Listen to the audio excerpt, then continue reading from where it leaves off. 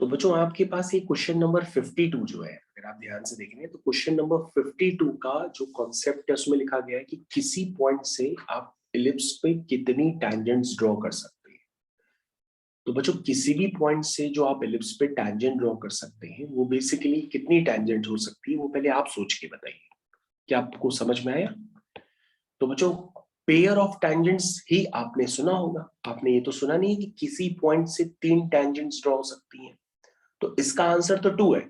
लेकिन बच्चों अगर आपसे पूछा किसी पॉइंट से कितने नॉर्मल ड्रॉ किए जा सकते हैं, तो याद रखना बच्चों नॉर्मल की केस में आप इक्वेशन बना करके चेक कर लीजिएगा, क्योंकि पैराबोला में किसी भी पॉइंट से 3 नॉर्मल ड्रॉ किए जा सकते हैं।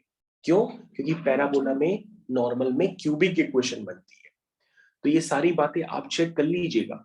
फिलहाल ये तो अभी जो क्वेश्चन है, इस क्वेश्चन में ऐसा कुछ खास नहीं है। ये तो पूछ रहा है कि किसी पॉइंट से इलिप्स में नंबर ऑफ टैंजेंट्स कितनी ड्रॉ की जा सकती हैं। तो बच्चों अगर आप इस क्वेश्चन को करना चाहें तो ये आपका रहा क्वेश्चन, और क्वेश्चन में ऐसा कुछ खास नहीं है बच्चों। तो ये मैं आपको क्वेश्चन शो करता हूँ। ये है बच्चों आपका क्वेश्चन। तो अगर आप इसको देखना चाहें और अपने स्टैंडर्ड्स को रिवाइज करना चाहें, क्योंकि स्टैंडर्ड्स भी आप बार बार भूल जाते हैं, तो मैं आपको इलिप्स बना करके देता हूं। और मैंने आपको ऐसे डायग्राम कई बार बना के दिया है। किसी भी एक्सटर्नल पॉइंट से आप कितनी टैंजेंट्स ड्रॉ कर सकते हैं? 2 टैंजेंट्स ड्रॉ कर सकते हैं। और मैंने बच्चों combine equation of pair of tangents भी बता रखी है आपको, जिसकी इक्वेशन होती है SS1 is equal to T square. क्या ये बात बच्चों आपको समझ में आई? तो बच्चों अगर आप ध्यान से देखिए, अगर आप इन टैंजेंट्स को निकालना भी चाहें तो टैंजेंट्स की इक्वेशन को भी निकाल सकते हैं। कैसे निकालेंगे बच्चों? सबसे पहले हम एक टैंजेंट की इक्वेशन को लेट कर देंगे। एक टैंजेंट की इक्वेशन क्या होगी बच्चों? y equal to mx plus C.